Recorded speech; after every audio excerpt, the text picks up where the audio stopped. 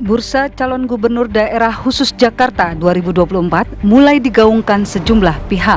Masing-masing partai politik ramai-ramai melakukan penetrasi sejumlah nama ke ruang publik. Selain nama Anies Baswedan dan Riza Patria sebagai gubernur dan wakil gubernur petahana yang digadang-gadang akan kembali berlaga di Pilgub Jakarta 2024, sejumlah nama juga santer terdengar akan diusung partai politik. Bursa Cagup Jakarta dari Partai Demokrasi Indonesia Perjuangan diprediksi akan diramaikan sejumlah nama. Di antaranya Menteri Keuangan era Jokowi Sri Mulyani, Menteri Sosial Tri Risma Harini, Menteri PUPR Basuki Hadi Mulyo, hingga mantan Panglima TNI Andika Perkasa. Dari Partai Golkar, nama Ridwan Kamil terus digadang-gadang akan maju sebagai Baca Pres Jakarta. Sedangkan dari Partai Gerindra, nama Rahayu Saraswati dan Riza Patria mencuat menjadi Bacagup 2024. Sementara itu, selain diprediksi akan kembali mengusung Anies Baswedan bersama Nasdem, Partai Keadilan Sejahtera PKS digadang-gadang juga akan menghantarkan salah satu kadernya masuk dalam bursa calon gubernur DKJ. Lantas akankah demi calon gubernurnya dapat diusung, para petinggi partai politik siap berkoalisi? Tim TV One mengabarkan.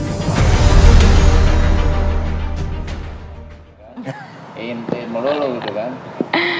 Ya, sejumlah nama ini sudah mencuat ke permukaan, nampaknya bertabur bintang dalam Pilkada Gubernur DKI Jakarta tahun 2024. Ada yang pernah juga mencalonkan presiden, ada juga yang mantan menteri, ada juga yang mantan Panglima TNI. Ya. Nampaknya banyak sekali ya, Pi ya. Ini siapa nih yang adu kuat nih kayaknya nih? Siapa yang berhasil nantinya untuk menempati posisi pertama di DKI Jakarta? Sambil kita tanya juga seleranya warga Jakarta ini siapa sebetulnya? Kadang-kadang kan seleranya, tapi kadang-kadang seleranya elit juga. Kalau nggak ada approval dari elit, bisa maju nggak nih dapat tiket nggak nih? Cerdas sekali nih kalimatnya, cerdas sekali. Oke, kita akan membahas hal ini dengan narasumber yang sudah hadir di studio. Sudah ada Bang Habibur Tapi belum Rahman. lengkap ya narasumber kita nih ya. Kita masih menantikan ya, tapi mulai dulu boleh ya? Boleh. Sudah ada Bang Habibur Rahman, Wakil Ketua Umum Partai Assalamualaikum, Gerindra. Bang Selamat Habib. pagi Bang Habib. Waalaikumsalam, dari Jakarta Timur. Dari Jakarta Timur. Gak lupa Jakarta Timur. Om Dewan. Kan Airin Rahmidiani kan dia atasnya biru, bawahnya kuning. Iya. Abang kan Gerindra ya. Kuning. Bajunya hijau, Bang. Ini baju dibagi-bagi kemarin. Kirain. Om Dewan. Om Dewan bisa. Hijau gitu ya.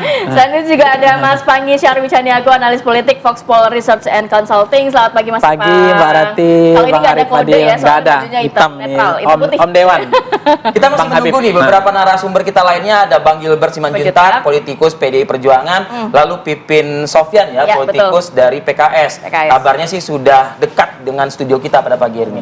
Tapi nggak apa-apa, kita mulai saja dulu ya. Kita mulai ya, Bang Habib. Ini nama-nama sudah mencuat ke permukaan. Kalau dari Gerindra sendiri, apakah memang akan mengusung nama-nama yang sudah dikenal publik atau ada elemen of surprise dalam Pilkada DKI ini? Ada nama-nama yang belum pernah kita dengar? Ya bisa jadi dua-duanya ya, masih sama-sama mungkin terjadi. Tapi pertama yang perlu digarisbawahi, Partai Gerindra di Jakarta itu tidak cukup untuk mencalonkan sendiri. Harus koalisi ya? Harus koalisi dengan partai lain. Karena itu keputusan kami pastilah tergantung dengan apa yang akan diputus oleh partai-partai lain. Tidak bisa sekonyong-konyong kami tentukan calon gubernur siapa, calon wakil gubernur siapa. Kami harus membangun komunikasi terutama dengan teman-teman yang kemarin ikut memenangkan Pak Prabowo. Sudah ada komunikasi? Koalisi 02 masih ini, Mas? Ya, terutama ya, tapi juga tidak menutup pintu untuk rekan-rekan partai politik lainnya. Jadi itu kan kadang-kadang ada yang sudah dapat misalnya surat tugas, tapi kan belum berlaku kalau belum lengkap, belum memenuhi kuota gitu. Jadi kita lihat, kami kader tentu nggak kurang, Partai Gerindra ya, banyaklah yang Siapa saja sih, Bang? anak Jakarta ya. Habibur Rahman anak Jakarta dia. Kalau saya kebetulan saya sudah katakan kita berjuang di DPR setengah mati Pak. Kita sudah dapat DPR di tangan, jangan dilepas. Sebenarnya belum jelas gitu loh. Ya. Ditawarin nggak mau, Bang Habib gimana sih Bang? Ada anak-anak muda juga di internal kami ya yang memang ya kalau dicoba pasti kompetitif. Tapi punya sosok yang memang tabungan atau investasi elektabilitasnya itu cukup memadai nggak sih dari Gerindra untuk Jakarta ini begitu? Ya pasti, Gerindra. Ya kalau orangnya nggak saya buka sekarang, tapi gambarannya ya dia mungkin sekarang ada di DPR, ya, kemudian anak muda, ya, mungkin di bawah 55 tahun lah, 40 tahun, di bawah 40 lah, 40 sedikit, level sedikit, ya kan, ada juga. Ciri-cirinya udah disebut tuh, spill tuh. Macam-macam lah ya. 2-3 orang sih kalau menurut saya ada gitu kan ya. Dan itu kalau saya kemarin kan halal bihalal keliling 10 kecamatan di Jakarta Timur. Banyak juga aspirasi ke yang saya sebut tadi gitu kan. Oh, si ini aja nih. Orangnya good looking dan lain sebagainya, bagus, pinter, walaupun bukan dapil Jakarta. Tapi dia anak Jakarta gitu kan. Nah, itu ada juga gitu loh. Tapi tidak menutup kemungkinan Partai Gerindra ini mendukung kader partai lain. Tidak menutup kemungkinan. Kader partai lain untuk calon gubernurnya. Iya, apakah calon wakil gubernurnya mungkin dari Gerindra, begitu? Iya, begitu juga gitu loh. Calon wakil gubernurnya juga tidak menutup kemungkinan kami mendukung calon gubernur, wakil gubernur dari partai lain. Ya, itu masih terbuka semua. Jadi peluang masih terbuka ya. Saya mau ke Mas Ipang. Mas Ipang, kalau melihat kan nama-namanya sudah muncul ke publik begitu ya, Ridwan Kamil, bahkan Anies Baswedan versus Ahok kabarnya, kemudian juga Andika Perkasa dan lain sebagainya. Bu Sri Mulyani, Bu Risma. Ini kira-kira siapa sih yang paling berpeluang nantinya dipilih-pilih oleh partai politik untuk maju dalam Pilkup? Iya, pertama begini Mbak Rati. Meskipun nih, saya ingatkan lagi, belum ada survei loh ya setelah ini ya. Karena gini. Penting harusnya ada survei dulu ya. Kalau dari nama-nama santer yang tadi masuk dalam radar ya, itu kan memang nama-nama yang populis selama ini, termasuk Ridwan Kamil, kemudian Bu Risma, udah lama nama-nama ini, Bu Sri Mulyani, termasuk misalnya ada kadernya Bang Habib gitu ya, Reza Patria dari Gerindra. Ara juga kabarnya. Ya, ada Ara dan seterusnya, termasuk nama-nama seperti Bu Airin ya, dan banyak nama-nama yang sudah mulai muncul. Nah, pertanyaannya apakah mereka akan menjadi lawan tanding yang cukup sebanding untuk melawan kalau misalnya Pak Anies maju? Kan ada dua mazhab sekarang, pendekatan masyarakat. Mazhab pertama mengatakan masyarakat Pak Anies nggak mungkin turun level. Artinya dia udah terlanjur tokoh nasional. Artinya nggak akan turun lagi ke DKI gitu. Artinya lapangan akan datar. Nah, peluang-peluang yang nama-nama tadi kan semakin besar. Ya, kalau nggak maju Pak Anies. Kalau nggak maju. Tapi ada juga mazhab yang kedua, Pak Anies ini harus maju. Karena apa? Harus ada punya panggung. Supaya lampunya nggak redup. Apalagi sebagai gubernur, tentu dia punya program, dia tetap akan, walaupun ini DKJ ya, bukan lagi DKI. Masih berkilau, masih bercahaya. Tetap di sini kan jadi seksi. Karena ini DKI ini santer sebagai epicentrum etalase politik nasional. Tetap saja media di sini menyorot. Pusat ekonomi tetap di artinya, kalau Pak Anies masih punya panggung, punya program, disorot oleh media, tentu dia akan tetap menjaga ritme popularitas, elektabilitas, dan akseptabilitasnya. Tapi kemudian ada juga apa yang disampaikan Nasdem misalnya, tetap Anies nomor 1, tapi kalau Anies enggak, ada sudah disiapkan yang lain. Jadi ini nama-nama seperti ini akan muncul. Yang ketiga adalah, kalau di approval ratingnya Pak Anies, walaupun survei itu, saya pernah survei itu, kepuasan Pak Anies itu memang sudah di atas 50%. Dia sudah hampir 60, elektabilitasnya ya, bukan kepuasan ya. Kalau kepuasan udah 80-70%. Nah, artinya kalau Anies maju, simulasi pertama ketika Anies maju, mungkin agak bersusah payah partai untuk menyiapkan lawan tanding yang selevel melawan Anies. Kalau Ahok katanya Anies versus Ahok? Bisa juga, itu juga menjadi simulasi kan, apakah kedua ini akan bertarung kembali atau akan berpasangan. Karena ada dua kemungkinan simulasi, gitu tetapi banyak juga mengatakan ini bagus untuk Indonesia ke depan, tapi ada juga ini terlalu berat effortnya untuk identitas, terlalu berat masalah lalunya. Jadi terulang lagi ya. Nah, ini yang terulang lagi nggak mau. Nah, persoalannya untuk DKI Jakarta, saya mencermati dari fenomena-fenomena yang ada ini mirip dengan Jawa Timur, yang namanya Ibu Khofifah. Ketika Pak Anies maju, partai-partai menurut dugaan saya akan lebih banyak untuk mau bersanding bersama Anies. Jadi partai akan mengusungkan nama, menyodorkan 3 nama sebagai wakil gubernurnya Anies, bukan menjadi lawan tanding untuk menyiapkan lawan tanding yang bisa menyiapkan lawan untuk melawan Anies. Kalau Anies di DKI Jakarta itu nanti maju, jadi maju begitu, artinya dia akan menjadi gula ya? Iya, semua akan merapat. Partai akan merapat dan partai akan berupaya menyodorkan wakilnya. Nah, tetapi ada juga kemungkinan seperti apakah betul ada mau partai mengusung Pak Anies, itu kan juga problematik. Jangan-jangan nggak ada partai yang mau mengusung kan itu. Tapi kalau ada yang mengusung, Pak Anies juga mengatakan kalau jadi menteri oke. Tapi kan nggak ada juga sinyal mau jadi menteri. Kalaupun jadi menteri ada kemungkinan di resapel kan. Tapi kalau jadi kepala daerah nggak mungkin diresapel. Nah, Jadi pertimbangan ini makanya saya lihat statementnya Pak Anies sejauh ini belum pernah ada sinyal alarm atau sense of politiknya dia menolak pilkada DKI kan? Ya, Belum pernah kan? ya. Itu Wait artinya and see ya cenderungnya ya. Artinya dia masih punya kans untuk mau maju gitu, Oke. untuk menjaga ritme panggung dia tadi. Sejauh ini kan beliau nggak punya panggung lagi. Ya. Dia bukan ketua umum partai. Oke. biarkan redup ya, oke. Iya. Kita juga nanti akan bergabung dengan Kang Pipin dan juga Bang Gilbert. Kalau Kang Pipin kan melihat PKS ini kan pemenang DKI Jakarta ya, mau maju sendiri, mau maju Bisa. bersama koalisi kan juga bisa. Nanti seperti apa kita akan sambung di segmen berikutnya. Oke, kembali lagi di Apa Kabar Indonesia Pagi. Sudah lengkap, sudah hadir semua narasumber. Terima kasih Bapak-bapak. Sudah kita bisa guyup nih, ya kan, pagi Nyanyi ini ya. berbincang. Saya ingin ke Bang Gilbert. Bang Gilbert, saya mengutip pernyataannya Habibur Rahman, Gerindra. Jadi untuk Dia bukan DKI calon ini, gubernur ya? Tar dulu, ya kan. Habibur Rahman ini mengatakan tadi calonnya anak muda. Jadi mungkin di bawah 41 katanya. Dan bisa diambil mungkin dari DPR RI kata dia begitu. Nah, kalau kemarin Bang Gilbert berbicara, ada nama Sri Mulyani Indrawati, ada nama Tri Risma hari ini, Ya. Andika Perkasa. Itu nggak muda loh Bang Gilbert loh gitu ibaratnya. Ini gimana melihat persaingannya? Agak berbeda ya mungkin ya. Nah, Nanti akan dipilih oleh PDIP ya. untuk Jakarta ini Bang Gilbert. Saya kira itu masalah umur bisa saja untuk kemudian dibuat semacam pembeda. Tapi pembeda buat kita adalah kemampuan, Oke. track record. Ya. Jakarta itu seperti beberapa kali saya sampaikan, APBD 55 triliun. Kita bisa bikin turap air, jembatan Semanggi, tower untuk rusun Rusunami, Ya. Rusunawa. 85 triliun nggak ada apa-apa. Artinya ada masalah manajemen di DKI, masalah 85 manajemen. triliun tidak ada apa-apa tuh maksudnya? Ya, 55 produktif, 85 kurang, dibilang begitu.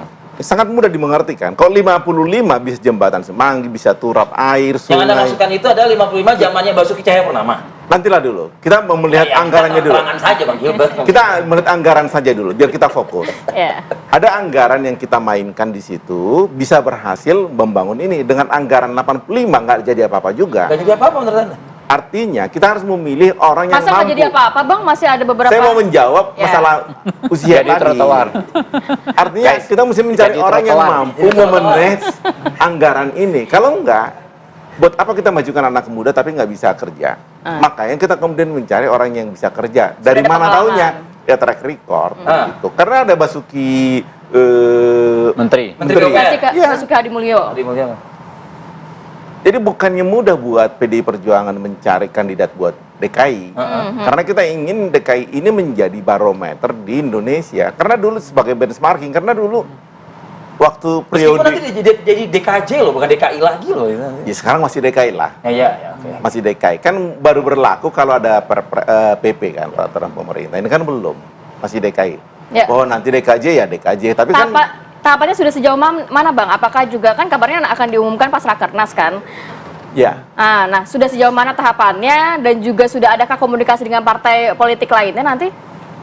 Partai politik lain sangat memungkinkan dan memang kita nggak mungkin kita buka kartu di sini dengan siapa saja Ya, spill ya. dikit aja Bang. Spill dikit aja ya, dengan PKS juga kita komunikasi baik kok. Dengan Gerindra juga.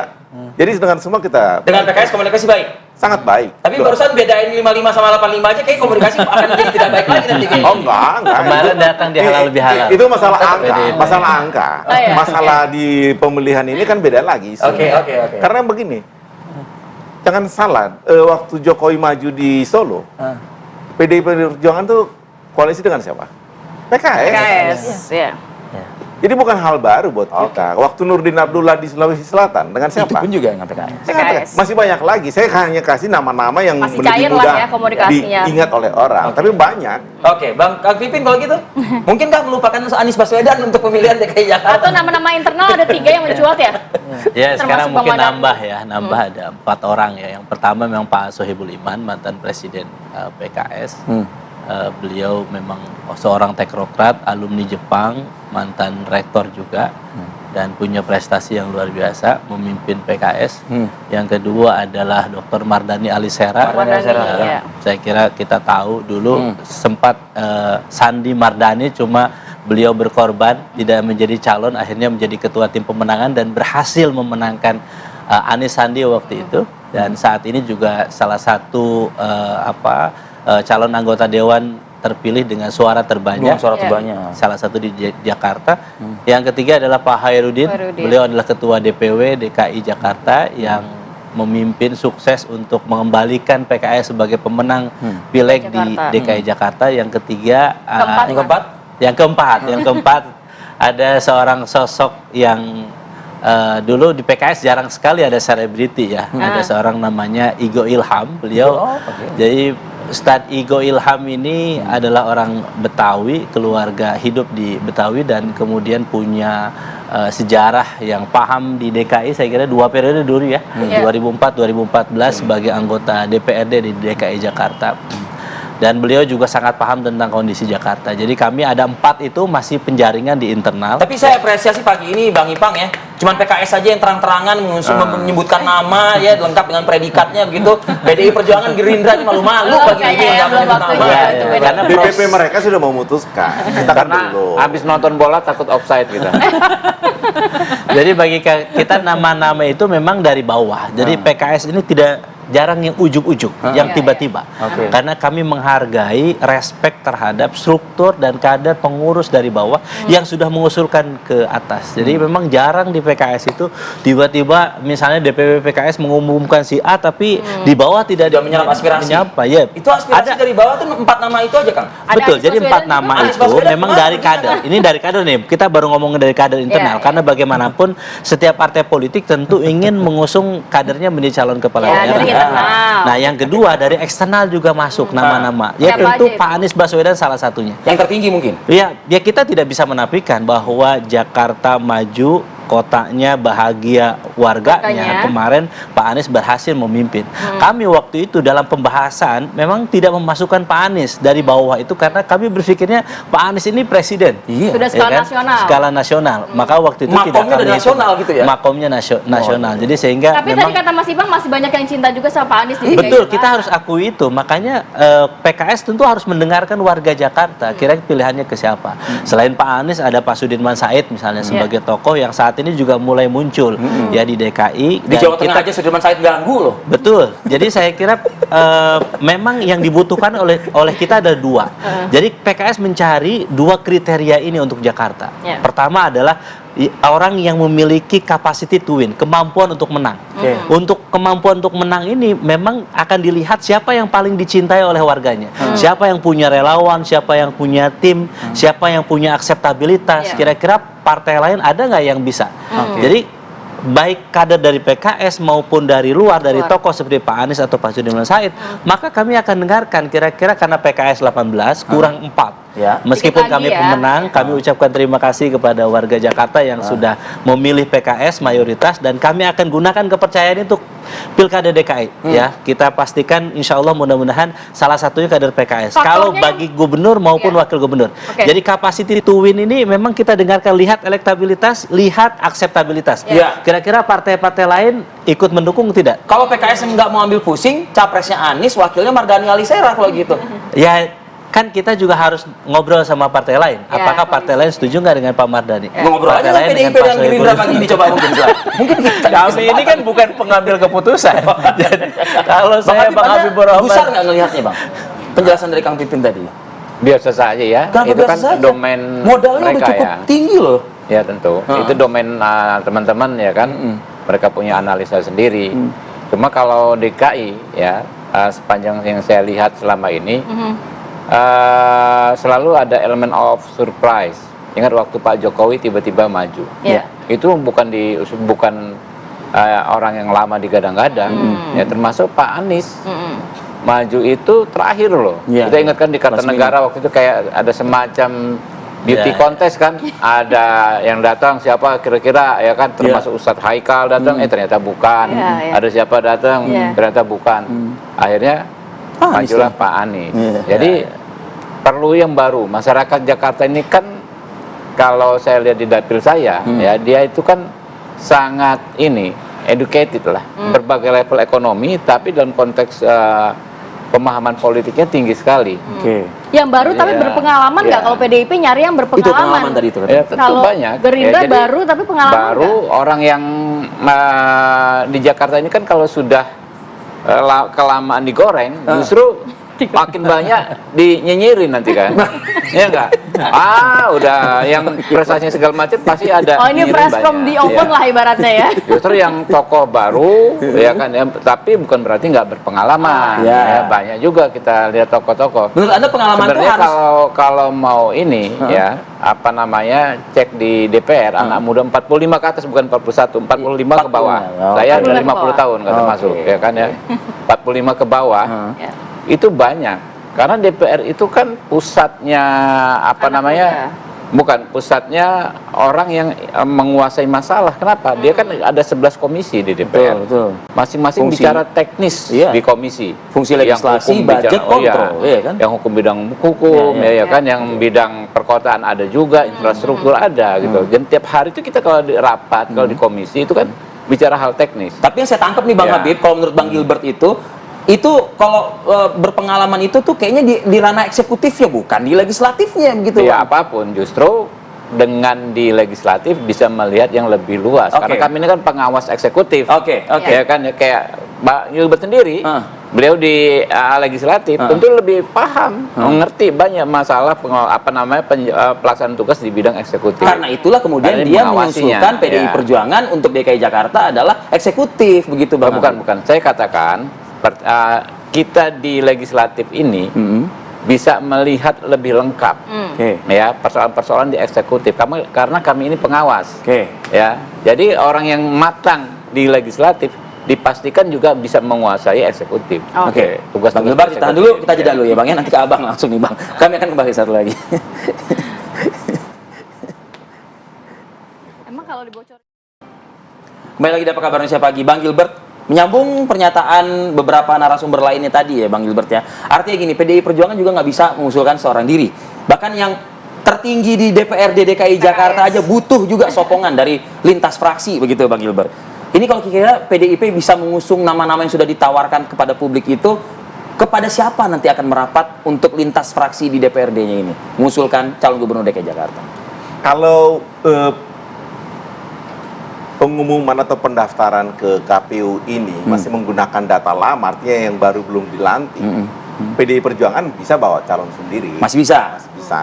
Tapi kalau kemudian sudah dilantik, tentu itu yang berlaku. KPU kan, KPUD DKI Jakarta masih menggodok saat ini kan? Ya, jadi artinya PKPU-nya memang pemilu terakhir ya. Akhirnya. Tapi kalau belum dilantik, bagaimana mau disahkan kan? Bukan, dasar penentuan pengajuan itu adalah pemilu terakhir. Pemilu terakhir, tapi kan kalau belum disahkan, itu maksud saya. Kalau sah ya pakai, kalau belum sah ya belum dia pakai kan. Nah, masalahnya kembali lagi. Nah, sekarang sebenarnya walaupun kita mampu, tetap dari awal kita sudah berpikir untuk koalisi. Karena Jakarta bukan persoalan yang mudah. Kalau saya lebih melihat calonnya gubernur sebenarnya lebih baik perempuan. Orang suka korupsi. Lebih bagus, saya serius. Makanya kasir-kasir banyak perempuan ya. Karena perempuan itu hanya butuh penghargaan, kemudian kasih sayang. Pagi ini soalnya biar agak seger. Tegang balik Habib tegang banget mulai Habib. Udah kayak Mas Pacul nih. Jadi ngayun-ngayun Mbak Rati nih. Iya. Jadi Bang, berarti kemana dong berarti? Sri Mulyani? Itu kan hanya jok pagi saja. Oke. Kalau saya bilang kasih sayang kan agak berat. Tapi sebetulnya begini, dengan pertanyaan saya saja, terus ada semacam kayak dikotomi yang berbeda, atau persepsi yang berbeda antara PKS dengan PDIP, kayaknya nggak akan kelintas ke PKS ya, sepertinya Bang Gilbert. Tidak tertutup kemungkinan, karena kemudian kembali ini platformnya ketemu nggak, dasar pemikirannya ketemu nggak, bahwa kita mau membuat Jakarta ini lebih baik. Dasarnya itu dulu. Kalau kita lihat selama ini ya PKS selalu berpikir begitu, kita selalu berpikir. Di bawah Anies Baswedan memimpin Jakarta lebih baik tadi katanya. Itu kita nanti dikotomi lagi tuh kalau ke situ. Tapi kalau kita melihat ke depan, tentu beda. Karena jangankan kita dari PKS sendiri tidak bawa nama Anies dengan alasan yang kemudian bisa kita terima lah. Tetapi kan kita juga tidak melihat bahwa kemudian kita juga melihat PKS itu sebagai segmen yang berbeda. Enggak, justru lebih baik sebenarnya. PDI Perjuangan tidak pernah beririsan dengan PKS segmennya. Sehingga kalau ada tadi justru saling melengkapi jadinya ya? Ya, komplementari, saling melengkapi. Oke. Kang Pipin, itu kan tadi bisa juga sebenarnya dengan PKS, tapi kalau PDIP pengennya wanita dan berpengalaman begitu. Enggak, itu hanya job, itu hanya job. Berpengalaman sebagai menteri. Bukan jokes dong kalau kayak gitu. Tapi poinnya Kalau saya penting. PKS akan tetap firm untuk gubernurnya atau wakilnya juga masih oke lah. Ya kami akan berhitung ya, karena bagaimanapun tadi dua syarat itu capacity to win dan capacity to govern. Jadi kemampuan untuk menang, kita akan lihat siapa yang berpotensi menang, lebih besarnya siapa, laki-laki atau perempuan tentu Ya, kita bersama, hitung. ya. Yang kedua adalah kemampuan untuk memerintah, membangun Jakartanya. Jadi kita ingin gini, setiap hajatan politik itu kita tidak menginginkan hanya orang yang populer, punya elektabilitas tinggi, tetapi tidak bisa kerja. Ini bahaya. Karena yang saya selalu sebut, yang kita khawatirkan dari proses demokrasi itu apa sih? Defisit demokrasinya itu. Biaya besar, orang fokus, harapan juga besar terhadap pemimpin itu, ternyata tidak bisa kerja. Nah, kita ingin yang pasti-pasti saja. Makanya rekam jejak itu penting, prestasi, kinerja itu penting. Mari kita akan melihat apakah memang Pak Anies masih diinginkan, dan kemudian mitra koalisi kita juga ayo, apakah juga kemarin kita ketemu dengan Nasdem, PKB juga membahas tentang siapa calon yang akan kita usung, apakah nanti koalisi perubahan dari nasional itu kita kemarin memang kalah, tapi kemudian kita bisa memenangkan Jakarta. Itu juga dalam pembahasan, termasuk ya kami wajar lah kalau dari PKS menghendaki salah satunya bisa gubernur atau wakilnya adalah dari PKS. Karena kami yakin, karena kepercayaan mayoritas rakyat Indonesia, bukan mayoritas mungkin, paling besar di DKI saat ini adalah dari PKS. Maka kami akan gunakan kesempatan kepercayaan yang diberikan oleh warga Jakarta untuk bisa memimpin di eksekutif. Legislatifnya menjadi ketua DPRD, semoga gubernur atau wakil gubernurnya juga dari PKS. Saya kira rekam jejak itu penting loh. Sangat penting rekam jejak. Kalau misalnya rekam jejak itu kemudian sebelumnya dia udah buruk, tetap dimasukkan, apakah kemudian kita mau membuat sesuatu yang lebih baik buat Jakarta? Karena kan sebenarnya kan kita ingin membangun Jakarta. Tapi kan? yang menurut abang buruk itu tapi sudah menjadi tokoh nasional, apakah itu masih buruk, Bang? Ya contohnya lah 8 kecamatan kemudian se-Indonesia kan juga nggak bagus begitu loh. Kenapa nggak bertahap aja begitu? Oke, baik, saya mau ke Mas Ipang, konfigurasinya, peta partai politiknya akan seperti apa? Ini bisa lawan jadi kawan nantinya di Pilkada DKI atau gimana? Kalau PDIP sama PKS kayaknya selesaikan dulu ya sejarah masa lalunya ya, kayaknya mungkin ya. Enggak, artinya begini, pertama memang kalau dari kursi memang PKS kan 18 sekarang kan. Kemudian ada kalau nggak salah PDIP ya, 16 kalau habis Gerindra kan. Jadi partai tiga ini tetap menjadi hal yang sangat strategis untuk mengusung. Karena orang hebat apapun, popularitas, akseptabilitas, elektabilitasnya, populis pun, tapi kalau nggak diusung partai, nggak dapat rekom, kan repot juga. Maka kuncinya sebenarnya ada pada tiga partai ini. Saya lihat peta DKI ini sangat ditentukan tiga ini. Jangan mereka bertiga gabung nanti. Ya kalau itu tandanya baik PKS, PDIP dan Gerindra. Itu menjadi hal kunci ya, kuncian untuk siapa yang mau diusung. Jadi artinya selera yang dihadapkan kayak orang Jakarta nanti ibarat menu variannya. Itu tergantung orang bertiga ini yang meraciknya gitu. Tiga partai ini mana yang mau Nah, pemilih masyarakat dalam konteks demokrasi one vote Vox Populi Vox Dei itu kan mereka memilih apa yang disediakan menunya oleh partai ini. Iya dong. Nah, kalau mereka salah meracik menunya, maksudnya kualitasnya tidak sesuai dengan selera, ya itu kan problematik juga. Split ticket votingnya kan antara selera elit grassroots dengan DPP ya, itu kan berbeda putusan. Nah, kalau gitu saya tanya ke Bang Ipang, ya dari yang sekian nama tadi, ciri-ciri atau spill yang tadi disebutkan, ini selera publik semua nggak kira-kira? Nah, kalau tadi saya lihat PKS kan mereka mencoba melihat 4 orang tadi ya dari bawah kan. Artinya jangan sampai salah antara putusan DPP dengan grassroots itu. Kehendak rakyat. Karena apa? Supaya nggak split tiket voting. Itu yang dialami oleh PDIP ketika dengan Ahok kan. Ketika memutuskan ada Boy Sadikin waktu itu kan nggak diputuskan karena selera rakyat waktu itu Pak Ahok kan. Nah, itu kan diputuskan oleh DPP. Kalau nggak itu blunder bagi partai. Nah, PKS juga menyerap aspirasi itu. Jangan kemudian DPP memutuskan berbeda dengan kehendak rakyat. Dan Gerindra juga seperti itu saya pikir akan mencoba mencari nama yang betul-betul dikehendaki oleh rakyat. Selera publik nggak Gerindra ini kira-kira? Ya kalau nama tadi kan udah ada ciri-ciri tadi ya, anggota 45 DPR, tahun ke bawah. 40 tahun ke bawah. Pengalaman juga. Pengalaman legislatif. Pengalaman legislatif 2 periode. Ya, itu tentu akan diuji ke publik dengan sokat ya. Apa pilihan top of mind masyarakat, apakah nama tadi bunyi atau tidak. Ganteng katanya tadi ada spill kan. Ya itu pasti. Tinggal Pemilih- namanya aja yang pemilih keluar. ganteng itu psikologis sekali. Jadi tapi rekam jejak itu rasional karena Jakarta ini pemilih rasional.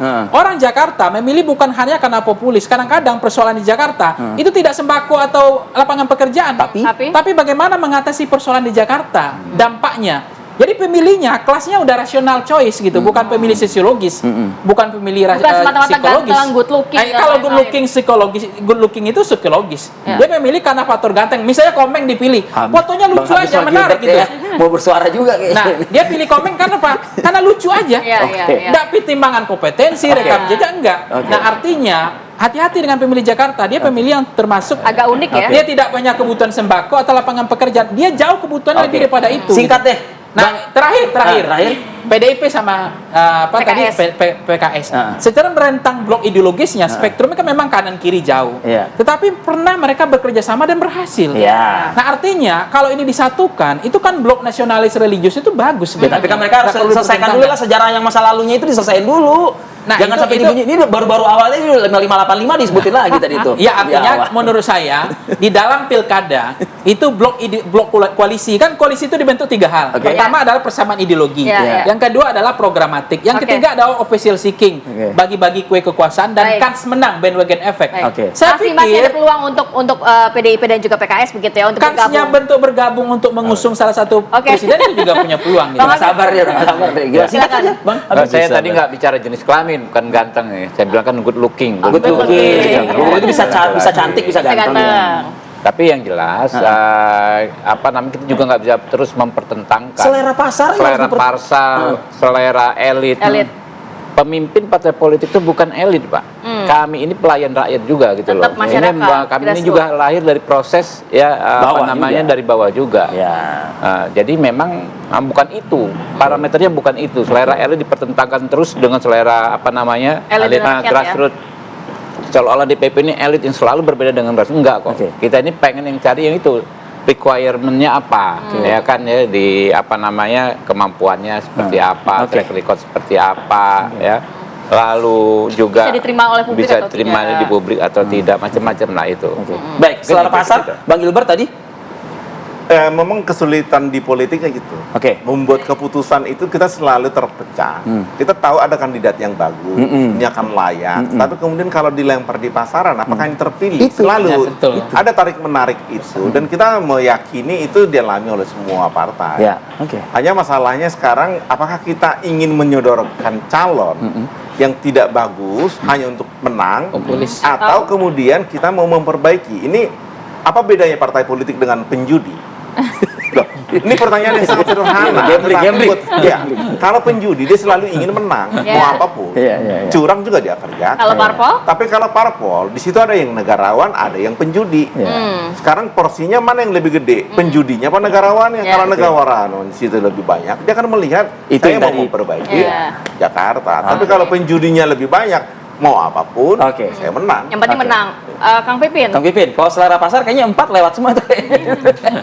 Ya karena memang kita harus melihat bahwa tidak hanya tokoh, tapi Oke. mesin partai itu penting. Ya. Bagaimanapun kami punya 3 kekuatan. Satu adalah militansi kader, 2 adalah soliditas struktur, Ya. yang ketiga adalah kerja kolektif yang selalu dibangun. Dan yang penting catatan saya ke depan, bagi kita pilkada itu berikanlah lapangan yang datar buat semua. Semoga tidak ada lagi politisasi bansos dan politisasi aparat di pilkada ke depan. Nggak ada fitnah soal calon. kecurangan juga. Ya. Oke, Udah baik, diselesaikan. kita Sejarah masa lalu yang nggak akan pernah usai. Terakhir. Kalau saya mengusulkan terakhir, memang Singkat saja, Mas Gerindra Bang. itu mendukung anak muda yang baru, Oke. yang Ya. segar gitu. Oke. Seperti nama Budi Satrio ya, Waduh. Dono. Oke. Itu bagus. Itu Ya, aspirasi. Rahayu Saraswati. Iya, Anak Rahayu muda juga. Saraswati. Tapi itu tadi laku nggak di pasar. Oke. Nah, Oke. saya melihat itu tentu racikan elektoral basisnya adalah based on data. Oke. Baik. Elektabilitas itu dari data survei. Baik. Tapi nama ini menurut saya layak untuk diteruskan. Tapi Ya. nama ini akan kemudian versus dengan nama-nama SMI, sudah, Sri Mulyani, ya, itu Tri Risma dia. Harini, Sohibul Iman, ya kan? Igo, Ilham. dan lain-lainnya, ya Andika kan? Nah, Perkasa. inilah nanti publik yang Andika akan Perkasa. publik yang akan nanti mungkin meramu ya. Kita nantikan siapa yang nantinya diusung oleh partai politik yang hadir pagi hari ini. Terima kasih banyak. Terima kasih loh, Bapak. Sehat selalu. Assalamualaikum. Selamat berkontestasi lah. Oke, kita tinggalkan sejenak mengenai informasi itu. Kita akan hadirkan informasi dari Luwu bagaimana evakuasi Perkembangan banjir ya. di sana. Sesaat lagi tetap bersama kami.